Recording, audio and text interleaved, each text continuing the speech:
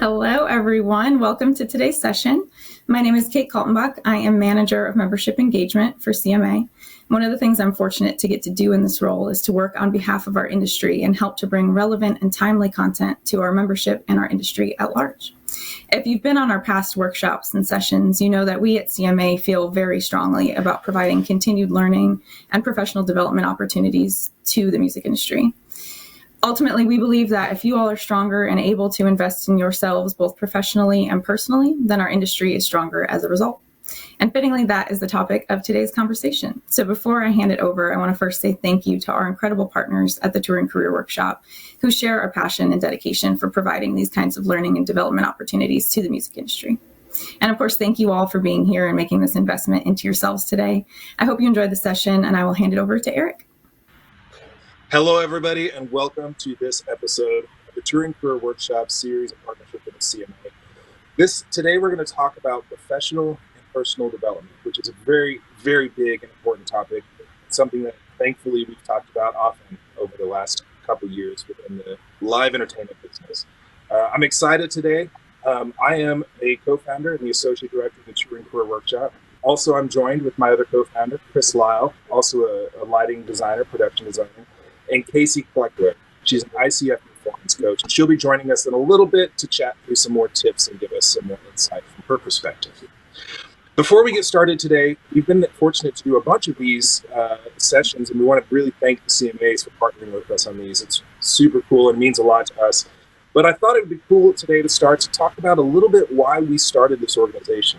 It's something that this is our 10th year that we're celebrating this year. And it's something that I know means a lot to Chris and myself, and I would love to have Chris just give us a little bit of why we started it and give us the heart and the soul behind the organization. Yeah, absolutely. And like Erik mentioned, this is our 10th year, and we're so excited to hit this landmark. You know, when Erik and I co-founded this in 2011, the heart of this really was trying to be human resources for touring professionals, really to answer some of those questions that we were getting, like, who do you use for accounting and how do you deal with retirement planning, and just these questions about how to run your touring business, so to speak. And we decided to kind of create this workshop idea where we would have speakers and presenters talk about these very topics. And since then, we've grown this event from 50 attendees in 2011 to typically around 350 these days when we do the fall workshop, which, by the way, is coming up on Wednesday, November 3rd. So that is the heart and soul of what we're about, is being human resources for touring professionals. And again, as Erik said, I just want to echo that we're super thankful to the CMAs for having us as part of this video. Awesome. And guys, basically today it's gonna be pretty flowy as we go through, but we have a bunch of topics that we get asked often. It's a lot of topics that come from our workshop, so we're really bringing some value from all of the speakers that we have. Throughout our workshops, we bring in professionals from all different areas of life to talk. You don't have to listen to me or Chris for 3 or 4 hours every night. But today, we just want to bring some of their tips and bits from throughout it. And one of the biggest questions that we get asked every single year is how to get in the business. You know, a lot of people, either they're just coming out of college, or they're starting a transition in their career, and they really think that what we do is amazing because it is the best job in the entire world. And so some of the tips that we have, one of the biggest things that we harp on and talk about most is networking. We personally put together a bunch of networking events throughout the year around COVID pandemic protocols, but also we just encourage people to go and have a coffee with somebody. Talk to, somebody that you deem is inaccessible, call them up, and I promise you 9 times out of 10, they would love to just sit down and tell you everything they know about the business, the good, the bad, the ugly, and give you some stories from the past. That's a huge, huge thing. And you never know, at the end of the day, when you talk to somebody, they might get a call in 2 days, and 5 days, and 2 years looking for somebody to fill a role, and you might be the perfect fit for that. And that's the biggest reason that networking is important. Another one is just learning as much as you can about all of the trades in the road. I have so many friends that came in starting in audio and then ended up in an incredible, successful career in video because they just were always eager to learn and just wanted to know as much as they can about everything. And they found that once they got into it, they really enjoyed something else besides what they thought that they would love in the beginning. Attitude is everything. Being a team player is number one on the road. You are stuck with these people 24 hours a day in and day out, in grueling heat, crappy rain, nonstop. Be a team player. Always help each other. Always just be somebody that people want to come to with a positive attitude and just help everybody out. And the last thing is just work hard. Work your butt off. Learn as much as you can. Always be eager to just jump in and make it happen, no matter what the case is. You know, at the end of the day, we all are in this together, on the road and through a pandemic or whatever the case may be. And so the biggest thing to get in the road is to learn as much as you can, network really freaking hard, and just be a positive light that people want to be around. Chris, do you want to talk about kind of managing the road life and the home life? Yeah, absolutely. And Erik, those are some fantastic points that you shared there, and I agree wholeheartedly with those. And let's kind of take this to the next level. And I'm going to do what I like to call real talk and talk about some things that might be hard to talk about that when it comes to our lifestyle as touring professionals. And that's that it can put a strain on relationships. We all know that there are some upsides to what we get to do for a living. You know, the travel and working around the live entertainment, live music is exciting.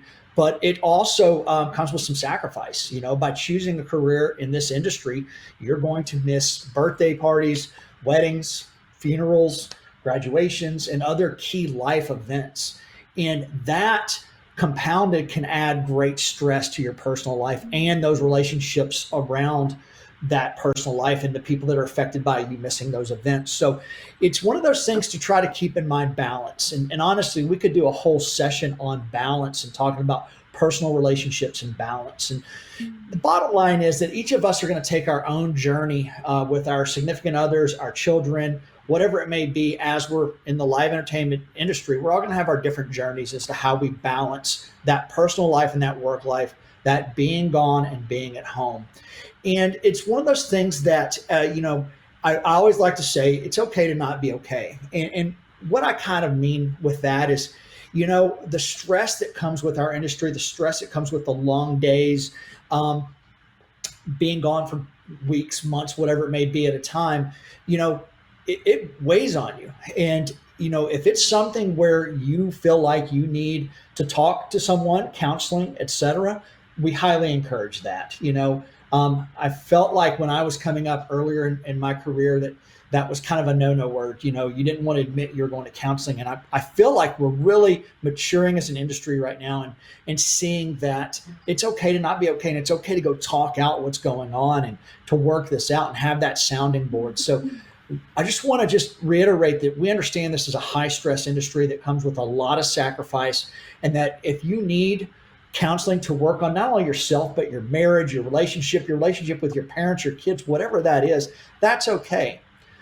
And then in addition, I also want to encourage you to look at ways to kind of involve your family and your loved ones in your career. And this can be a little bit challenging, but I'm going to leave you with some ideas. Because one of the things we have to address about the live entertainment industry is there's some misconceptions. You know, a lot of times when people think about road life, they have that picture in their head of what it might have been like at one time in the 80s of the partying and just the late nights and the booze and just all that. And most of us, and pretty much all of us, do know by now that is not the case. You know, there may be a fun night or two, but it's not like it was back when touring first started. This is a legitimate, serious business. But still, those that aren't in the business still have this misconception in their head of what may be happening on the road. So it's very important, especially with our partners, our spouses, etc., that they get an idea of what road life is really like. And the best thing I could recommend, and this is going to be on a show-by-show and tour-by-tour basis as to if you can do this, but try to bring them out. You know, not necessarily to ride the bus, but come out and see what backstage looks like and what is really going on and all that sweat and labor that's going on to put a show together. And it's not just a constant party. I feel like that we show our partners and our spouses what that life is really like. It helps kind of ease their mind as to what's really happening on the road. And then the other thing is communication. It's so important that we're communicating back home on a regular basis. And you know, some things I encourage are, you know, make it a fun thing where every day, whatever venue you're in, you take a picture of the marquee sign out front, or catering or something fun and silly that you text back home to show what today's venue looks like. And then another thought is if you have kids, maybe every city you go to, you buy them one little trinket that maybe has that city's name. There's something significant that shows that you're thinking about them and that you have this kind of cool thing to bring home. And then eventually they have a whole collection of all these things that you brought them. But again, all this to say is we very much recognize this is a high stress industry and that relationships and making sure we're taking time and care of our relationships are so important as well. And just wanted to leave you with those few tips. Again, we could do a whole session on just that, but just make sure you're taking care of you, your mind, your relationships, and getting the most out of that side of your career. Erik? Yeah, and I would actually add to even for the single friends that we have, make sure that I'm getting some audio feedback, but that you guys also take care and balance your own mental state, that you have a routine when you come back home. Go see friends, go out. Don't inundate your entire existence within the touring world, within your career, because that will just lead you to burnout. So make sure you have a routine as you come back home as well to reset yourself. The next thing that we get asked quite often is how to stay relevant. And a lot of the times this is people that have been within a tour or have gotten on with an artist and have been there for a long time, and they come to us and they say something like, I think everybody, when they look at me, this is the only thing that they think of. So they don't actually hit me up and ask me about other gigs or anything else. And so some of the things that have helped, at least in my career, Chris, you can please add to these if you have more, but that's continuing to learn new gear and learn new all of the new toys and bits and bobs that are out there. I've been very guilty many a times of getting stuck within my own little toy box and just kind of, this is good enough for me, and that's bit me in the butt several times, and that's just something that I've got to overcome as well. So just think about this, technology always exists because the manufacturers also have to make an income and they also have to sell it. So they have to continue to create new things. And a lot of the times they're incredibly innovative, incredibly fun, exciting new toys for the audience that's going to come see it. So, and hopefully help work your workflow as well. So continually work, talk to the manufacturer, see what's new, what's coming out there, and go to the trade shows, the LDIs, the NAMs, or whatever the case may be that is in your trade that's kind of going to help you get in front of those people. Always, those are kind of the biggest ones. And the last one, again, we talked about this before, is networking, continuing to talk to people and see people and put your face in front of people and buy them coffee. And look, this isn't, when we say networking, it's not a one-side thing. It's not you trying to pull things from people. It's literally standing in front of a person and seeing what you can give them, the value that you can give them, and just being friends, just having a relationship with them as a coworkers, for example. So those are the big ones for staying relevant that have helped as well. And I would love to go back and talk about more of the kind of the business stuff and the finances, Chris, if you wouldn't mind just explaining kind of how to handle your finances as a tour. Yeah, and actually, and before I get into that, I would love to just to add on to what you were saying too about growth career-wise, because you brought up some great points. And I came into the business in '91, and I came into what I call the analog era, and I was kind of in the fortunate circumstances to see our industry transition to digital audio consoles, digital lighting consoles. The world of video really grew. And so I found myself in this unique position of learning one thing for a good chunk of my career and then having to transition and learn something else. And so I would especially encourage the veterans in this industry to, really look at the technology changes and don't let it intimidate you. I know it does me. I know that I have to step out of my comfort zone sometimes to learn a new piece of software or a new lighting desk or whatever it may be. But I've also find that it kind of keeps me refreshed and feeling a little bit young. Because technology, as Erik said, is changing so rapidly. It's just so important to just not let ourselves fall behind and to just, again, stay relevant with technology as it grows. So just one little addition there to Erik's portion. As Erik said, one of the things too we want to talk about too is we're talking about personal and professional growth. We need to talk about financial growth. And if you missed it, about 2-3 months ago, we did another one of these sessions with the CMA with our resident financial advisor, Troy Von Hafen. And it's about a 45-minute long session where he goes through and gives in some great details, some points about financial development and specifically some things as we're coming out of this pandemic to really think through. But just some things I want to hit home on that are kind of all common sense, but just some reminders and things to hopefully get you thinking a little bit about the financial big picture of your career. One, the importance of an emergency fund. As this pandemic has reminded us, there's nothing guaranteed about our industry, and it could all shut down at the drop of a pen, as we saw. Like it happened quick. So having that cushion, and I know that's easier said than done, especially with our fluctuating income in our industry, but being able to have that cushion and build that up can sure take some of that stress you would possibly feel as things slow down away. And so I would encourage you to really look at your financial big picture and at that emergency fund, that savings account, and what that needs to be, and starting to grow that. Also, along those same lines, living in a budget. I feel like that with financial growth, part of that is doing self-imposed restrictions and learning about how much you have coming in and what you have going out. And I don't know if everybody works like I do, and I'm sure they don't, but I have to look at that on paper. Like, I'm a paper person. Like, I need to see that in a spreadsheet or a graph to really help me think out how that money's coming in and going out, and to really align my budget up with where it should be to hit my financial goals. And then lastly, when we talk about financial growth, we got to talk a little bit too about the pivot. And that's a word that I was kind of hoping we would hear go away, but I feel like it's still a relevant enough word that we should at least address it. Over the pandemic, especially that year, 15 months when it was the toughest, we saw so many of our colleagues turning to other lines of work and other revenue streams to be able just to have a living and have an income. And so really would encourage you to think about a backup plan. And, unfortunately, what we did find is that a lot of our colleagues' backup plans became their full-time plan, and they left our industry. But I think my point is there's always good to have something else in the back of your head that you could turn to should live events or whatever side of the industry you're in shut down, and just to know that you could go do something else. And, a lot of people made great sacrifices over the pandemic and gave up some really long and healthy careers to just pay the bills. And so just think about, as you think about growth, think about your financial big picture, where it sits now, what you would like for that to look like, and the different avenues to get there. And then, of course, as part of our financial picture too, we've got to talk about retirement.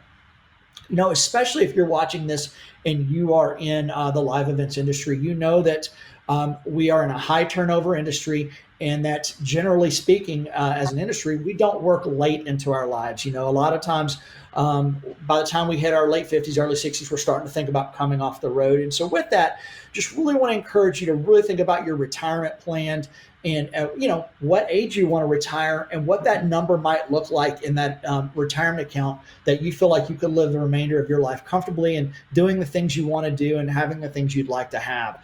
So again, just to remind you, if you want to look back, and I believe it's posted on our YouTube channel, but the session we did with Troy Von Hafen gets into all this stuff in a lot more detail, and would encourage you to go back and rewatch that, because he really left us with some great tips and just some ideas of how to really get our financial house in order. So, that's my talk on money. Erik, anything else to add to that? One of my favorite things that happened last year, and this is not really the same thing, but goes back to the pivot, is how some people took their hobbies and figured out a way to make money with them, and how everybody in the business supported one another to make it through. That was my favorite thing. I hope that that's definitely the community that we continue to progress forward. And I hope it's encouraging. If you have a hobby out there and you're like, it's something that you can make money on, see what happens. You never know. There's people that have made incredible livings on their hobby that became their next career. So that's cool. And Erik, to that point, this would be a great time to encourage people to go check out the Crafty Roadies portion of our website. If you go to touringcareerworkshop.com, there's a tab called Crafty Roadies, and that's really where we went through and collected, as Erik was saying, people that had craftiness or hobbies that they were turning into income streams over the pandemic. And that site is still active because a lot of those folks are still doing those. And so go check that out. You're going to see some cool, fun things on there for sure. Yeah, absolutely. So the next thing that I want to talk about is managing your stress on the road. It's an incredibly stressful thing. And Chris, I would love as much input as you want to give as well on this one, because you've had an incredible career and I'm sure very stressful moments as well. But the road is such an intense and nonstop, exciting, almost drug. It's so fun. And one of the most important things that you have to do is manage your stress level and manage your mental state out there, because otherwise you're just going to get lost. And what I would encourage, just some tips from the front of the bus, is just to make sure that every morning you have some sort of a morning routine, that you're not like rolling out of bed and just walking into the venue and going to work. Get up, get your coffee, go to the bathroom, whatever it is, that just take a couple minutes to just have a minute.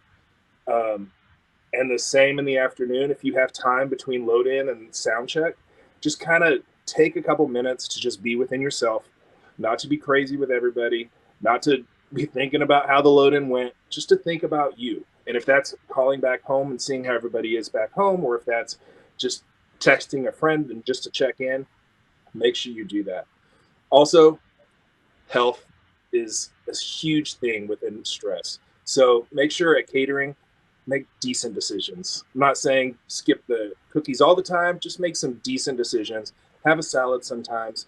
Don't continually throw junk into your body and expect it to work in a great way and in a stress-free way. Also, just have patience with one another. That's probably kind of the bigger one for me. Just have patience with your other road crew out there. Help them out. If you see somebody struggling, go over and just be a buddy, because you never know how stressful their day is. Maybe you do. Maybe it shows on their face. But just be a pal. And at the end of the day, think of yourselves as a family. A lot of families are dysfunctional. I know many are. And just like that, the road is also a family, and it's sometimes dysfunctional. But together as a community, it's one of the most powerful groups of people that you're going to have in your life. And just, I encourage you just to make sure that you stick together, help one another, and help each other manage the stress that each other has out there. Chris, do you have any other thoughts on that? No, you hit a lot of great points there. And I want to just reiterate, like, looking back on my 30 years, like literally the best friends in my life are people I shared a tour bus with. And Erik's 100% correct. Like these are lifelong friendships you're going to make, and like you said, it's like a family. And with that, there are great times and great memories and great meals together. But then there's also stress and, arguing and disagreements on whatever. So just know that you're in this situation where you're pretty much going to be around these folks 24/7, because you're either in the venue with them or you're on the bus with them. And so there's not a lot of alone time. So there needs to be a lot of grace with that. And again, knowing that we're all wired a little differently, we all put our shoes in different places on the bus. We all leave food out, or we don't leave food out, or we're cleaner or we're not cleaner. You're just going to come across a lot of different personality types, a lot of different people. And, it's going to require a lot of grace on your part. And then to touch on another thing Erik said too, and look, I'm not the role model of this, so but I definitely have struggled with my health throughout, my weight throughout my touring career. But one thing that when I was touring more actively that I really found was helpful was just getting some form of exercise each day. And I know, I know that we're talking long days. We're talking 7 a.m. to 2 a.m. But, I found time to either go walk the concourse in the arena or run the stairs, or if the day was easy enough, go walk and see this city you're in. Because so often we're stuck in these venues downtown or wherever we may be, and all we see is that inside of that venue. So I would encourage you to just get out, take that walk if you can, and go see this city. And again, tying back into the relationships thing we were talking about earlier, that's a great memory to share with your family, or it's a great time to hop on the earbuds and talk to the family or your loved one or best friend back home and describe what you're seeing and just talk about your day. So make time for that if you can while you're on the road. Yeah, I agree. I definitely wish that was something while I was on the road full time that I did, is just see the cities, because I've hit all 50 states, but I've hit just inside of a venue in most of them, I feel like. So that's a good call. And guys, brain fart, sorry. At the end of the day, we all come home, and in a lot of ways, we come from this intense family that we have on the road to either our families at home or our own life or whatever the case may be. And in a lot of cases, maybe we feel alone. Maybe we feel that there's nobody out there that can help us, or anybody to talk to, or it's still stigmatized within ourselves. Whatever the case may be, I would encourage you to, if that's you, to find a resource to talk to have open conversations with somebody on your side that can help you, whether it's financially or mentally or whatever the case may be. Just a couple off-the-cuff resources. Music Cares is an incredible resource and an asset in so many ways. Please reach out if you need help. Also, the Touring Career Workshop, we have the All Access program. We'll pay for the first couple counseling sessions with one of our counselors that we've partnered with. And we don't know your name, no questions asked. Hit them up. They're on our website, touringcareerworkshop.com, and we'll take care of it. Also, the CMA has some incredible resources. ACMs, Live Nation, as well as Behind the Scenes is also an incredible resource. And I'd love to bring back Kasey now, because having a coach on your side is life-changing. Totally honest, I hired her last year to help me through the pandemic as we progressed through, because I needed somebody just to talk to and just to spitball these ideas and this mind game that we were all playing last year. So Kasey, can you come back? And I would love for you to talk about, first, I want to know what an ICF performance coach is specifically. Yes. And Yeah. Sure. Yeah, and ICF coaches, that's the credential that I've have. So that is the International Coaching Federation. And I have worked in the music business for about 16 years, and I have a practice that is geared toward music industry leaders and thinkers and executives. And so this has been the heart of what I love to do, and people like you are the people that I love to focus on coaching. And coaching really, I think there's a lot of sort of, I don't know, I'd like to demystify it, because I think there is a separation between what therapy is and what coaching is. And coaching is it's a widely used tool to develop yourself either professionally or personally. And it's just a useful partnership to get you from where you are to where you want to go, which I think a lot of people, especially last year, were stuck in a place. And so that's where I think I've seen it be really useful in problem solving or strategizing, particularly in the needs of high performing teams like touring personnel. I've seen it be really useful, but it can be used in helping relationships, in becoming a more effective communicator or leader, has a myriad of uses. And a lot of it echoes back to a lot of the needs that Chris has highlighted so beautifully that are very specific to this world and this job. Awesome. I would love to hear, based on, you've been in the business for 16 years and you've coached several people in the business. I would love to hear your perspective on giving tips to those people that are either just starting out or have been in the business or kind of trying to figure out the transition in and out. I would love to hear any tips you have for people on the road actively. Yeah, well, I think I would like to offer that whether you're jumping into touring for the first time or if you're coming back into touring with so much gratitude post-quarantine, that this is really a great time to assess or define your boundaries for making sure that you don't get burnt out, and also really establishing those needs of your relationships outside of the road. And part of that is also, I think, what you were sharing before about having a routine or some kind of meditation time or something that gets your feet where you are, and being there, even that just for a moment, that presence is really important for your team. It's important for you, and it's important for back home. And so those things I think are so precious, even if it's 5 minutes of just quiet time. And I think another thing is also what you said. The heart of TCW is so much of the reason why I also love coaching, is because it offers there is no HR function. And so where people need help, they don't know where to go. And if that's a therapist, a counselor, TCW, all the resources that you shared before, there's so many different needs that are specific to this business that somewhere in there, a licensed professional or a certified person will be able to help you get a resource that will be very specific to your need, and be able to speak directly to that. Awesome. Let's say, just kind of reiterating on something that we had talked about earlier, like conflict resolution on the road. Mm-hmm. That's obviously something that does happen as stress levels get high. And I'd love for you to just touch base on a couple ways to kind of mitigate that and kind of work through it as a team, as a family. Yeah.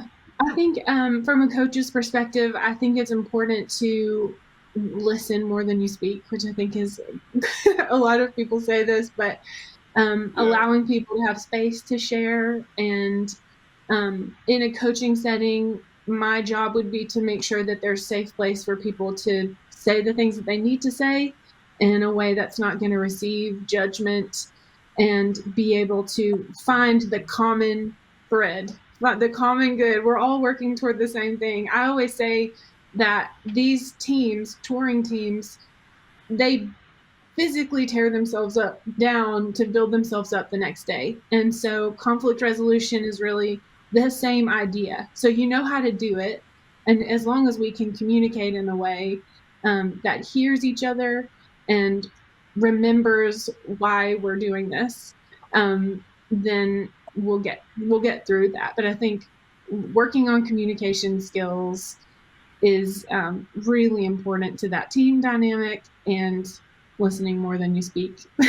But it is definitely an opportunity for an objective party, be that someone outside of the touring crew or a coach, to offer creating the space for that to happen sometimes is really useful. Yeah.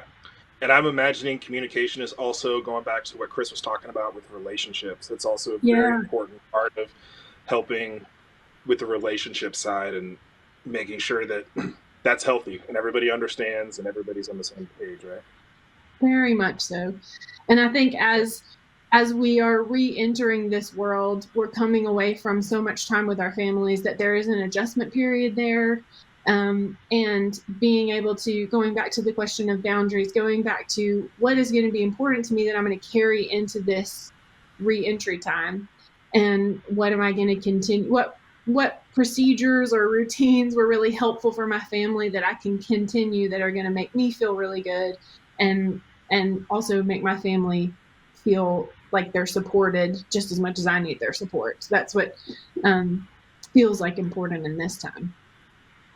You know, Kasey's got a great point I want to touch on there, and that's something unique we're seeing in our industry we haven't seen before. Is we had, and I'm going through this in my own life, is we had so much time with our loved ones over the pandemic, and now I'm back to being super busy, and it's kind of thrown this scenario in, and and there's definitely a fine line in finding that balance between work life and personal life. And I know too, from thinking back to my road days, you know, you go out and you do these 3 or 4 intense days on the road, 20-hour days, and then you walk in the home, and there may be expectations at home, whether that's to be a spouse or a parent, that you're wiped, and you've still got to find that balance. And so it's definitely, we're in a very unique industry to really take this journey and figure out how to do our balance. And I think for each of us, it's going to be a little different, but it's definitely something we've got to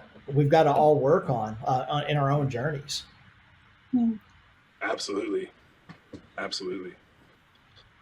Another thing that I have kind of come in contact with was this idea that like somebody might have pivoted in the pandemic and they're trying to figure out direction for the rest of their life, you know, whether to go back and re-enter on the road or whether it's to change and go somewhere else.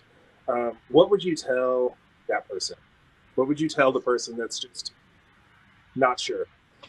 Yeah, I think I would ask a lot of questions about what they felt this time highlighted for them, and how they felt like they may have used this time in a way that was purposeful, that felt different than before. And if this feels like they're also getting maybe purpose from something new. If they're getting purpose from something new, then how can we explore that? And is that alongside also working on tour? Is that, obviously while we were all at home, that was easier to have that time set aside. But now as people are having opportunity to get back out there, some people are still dealing with this. Is this what I still want to do? And there's a way to work and also be that with a coach or be that with a friend, family, trying to decide, can I work and have a side business, or can I work and determine whether or not I want to get out of this? And so I think I would just ask a lot of questions about where you're feeling joy, and can you sustain the home life that you want to be able to sustain? And exactly what Chris was saying about financially, how does this fit into a plan for myself or for my family? And so I think I would just get really curious about those things and helping someone kind of walk through the steps of that, of determining what they really want their path to be. For sure.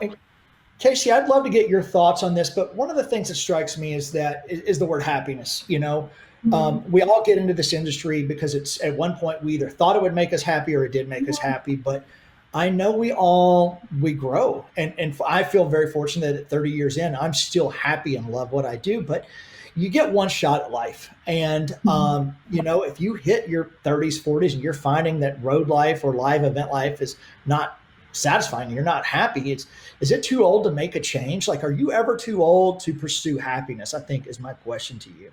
No, I would say absolutely not. And I think especially what you were saying about if people have a certain sort of retirement date that seems earlier in the touring industry, then know that there is joy and hope after that. And we get to plan now for, gosh, what do we want that time to be?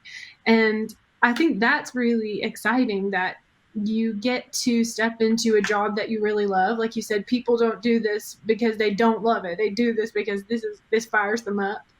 And when you know that that's for a limited time, maybe that can allow for more gratitude in the time, like, this is finite. And when I get done with this, I also get to go do something else that I love, which also bolsters your idea of making sure that you're keeping your life healthy outside of touring, which I think is something that Erik said, so that you're feeding whatever else you can be passionate about or whatever else gives you that joy, so that when you're done, it's not the end of everything. It's just the end of this chapter.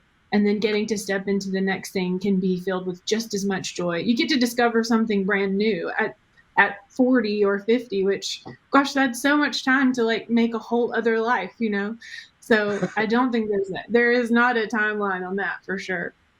Well, it's funny, and I hate even mentioning that because, and I'm sure you're very well aware, we have such a deficit of people in our industry right now. We're hurting as an industry for people because we've lost so many that I don't want to sit here and encourage somebody like, get out if you're not happy. But I think happiness trumps all. I think that's always been my main objective is when this quits becoming fun, I'm going to quit doing it. And I feel like that I've encountered peers that have hit that point in their career where they're not getting satisfaction of doing live events and audio, lighting, video, whatever that is. And it's okay to move on. And we're going to miss you, And I hope we're still going to be lifelong friends after this, but it's okay. Yeah. I think it circles right back to your idea of it's okay not to be okay. And we can like figure it out. We get to figure it out together, especially with a work family that is also your family when you're out there. So. Yeah. What would we say to that person that isn't getting that satisfaction, that hope, but touring has been in their entire identity for 10, 20, 30 years, and they don't know where to go from here? Like, you know, they don't know what to do or what they love because they've been so inundated with the touring community. You know, I'm a big fan of baby steps. Consistent baby steps is kind of how you get to your goal, because no step is the way to stay right where you're at. What does their first and second baby step look like? I would think, I mean, I know it may sound silly, but I love assessments. Like I love figuring out what our personalities say about us. And there's some great ways to gauge like where we're finding joy in our life. And sometimes we can map those out for ourselves and see where we're finding deficit, and then realize, oh, that's the thing where I was really hurting for some joy in this department of my life, but I didn't realize that until I mapped it out for myself. So maybe assessing those things with some personality type situations or some kind of like life wheel assessment or something like that. But I feel like those are useful tips, useful things to be able to get from being stuck or feeling like I'm just lacking joy in this department to figuring out the root of that. Awesome. I love it. And guys, just a heads up, if you have any questions, you're welcome to ask them here in the chat, and somebody from TCW will get back to you as well. If you have any questions for us, we will get back to you for sure. I want to go back to, I think, relationships. Let's say, what would we say to the spouse of the touring person? What advice would we give that person that loves somebody so much that's on the road, and maybe everything's great, maybe they're having a challenging time coping, maybe you know, they've, like we've talked about, they've been home for a year and a half ish, and they're just trying to transition back out? What would we give to that person? Is that one for me? I would say,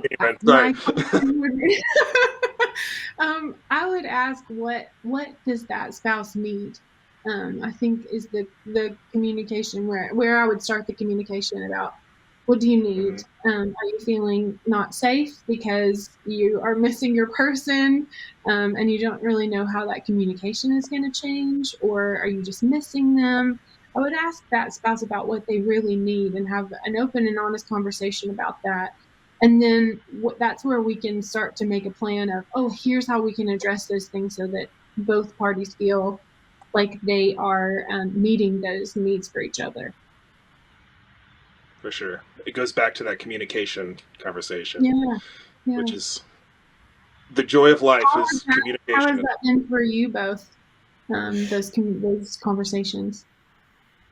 You know, it's. I was alluding to this a minute ago, but it's interesting because, you know, while we're on the road, you know, 3, 4, 5, whatever week, or even if you're gone weeks, days, weeks, whatever, and you come home, even though you may be physically and mentally exhausted, there is an expectation there to play that partner / spouse / parent role, and that has been something I've struggled in, and it's something I've had to work on with me, because I want to be selfish and I want to sit and not do anything and watch the football game and eat junk food and all that, but I need to be engaged with my family.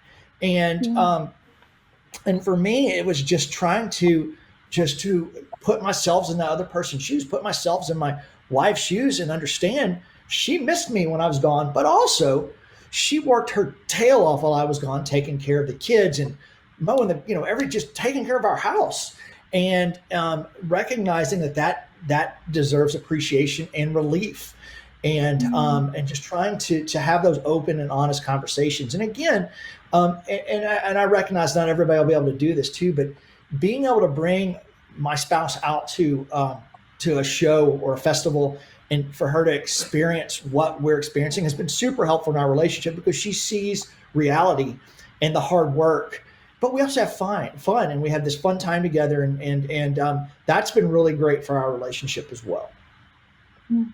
Yeah. I've had so many friends that their spouses hadn't made it out, and all they hear is about the days off. And, all the guys the entire team would get together and go to a baseball game. So all she or he knows about is the time that the whole crew, and all you do is go to baseball games and whatever the case may be. They don't get to experience the stress that is a show site and getting it all together, and technical issues and what that means for you and your time. So that is, I think, one of the biggest things for sure. Yeah. And I love that whole conversation around expectation too. I feel like is a really important part of that. About what are you expecting when I come home? What am I expecting while I'm out there? That's a place to get really clear with both people, and a lot less disappointment, I feel like, maybe. Absolutely. Chris, did you have something? Sorry, I didn't know. No, I also want to touch on the parenting aspect too. My son is 14 now, and I quit being a touring LD when he was 7, and I was very in a fortunate circumstances to be able to have enough design work and other work that I could stop actually touring as an LD. But one of my main reason for wanting to get off the road is because I was tired of watching these milestones, go by and missing these key things in his life. And so I know that's a struggle that a lot of touring parents have is missing the baseball games and the practices and the high school plays and all those moments that are so key as a parent. You want to be a part of and engaged in. And so finding balance with that when you are home is a very key thing as well. So it's a very big picture depending on what your life looks like, but it's not only spousal and partner balance, but it's children balance. And for some of us, it's also parental balance. My parents are both in their 70s, and I hope I have many, many more years with them, but I've learned to spend time with them when I can, and to treasure those moments. And so I've always used that analogy that life is like a wheel, and that there's all these spokes. And a spoke is my son and my stepchildren and my wife and my parents and my career and all these spokes in my health. And when one of those spokes is broken, that whole wheel feels out of balance. And so for me, it's always been a constant, not want to say struggle, but a constant just work toward finding balance in that wheel and making sure everything's aligned. Absolutely. And the thing about life is not any two wheels are the same. You have one wheel, I have a different wheel with different spokes, and Kasey has a different wheel with different spokes. And what works for one of us isn't going to work for all of us. And it's really just a personal thing, figuring out what your needs are and what your expectations are and who you surround yourself with, creating that life that you dream of is my thing. But Kasey, do you know of any, we're about to wrap up here, but do you know of any resources that people can use, like apps or anything, to just kind of get their head right, maybe in the morning? Maybe it's a 5-minute meditation, or maybe it's a, just, I don't know. I'm asking, do you know of any of those resources that people can use while on the road to just kind of like balance themselves? Absolutely. Yeah. I personally love the Headspace app. It's got some really good meditations. I also find that Calm is added more and more opportunities to help with great sleep, which I felt like in touring, that was something that felt hard for me. So Calm is a really good app in regulating your sleep. And I think too, Netflix is even created a Headspace video that you can watch to go to sleep, which I think is really interesting. But there's also great meditations, even on YouTube. There are companies, Alabaster & Co. There are a lot of different companies that offer like 5-minute meditations that you can just jump on. If that's first thing in the morning when you wake up, if that's how you start your day, or if that's how you try to go to sleep, or even like you were saying, in between things during the day. I think those are opportunities to like let your spirit meet your body if you've been going and going and going.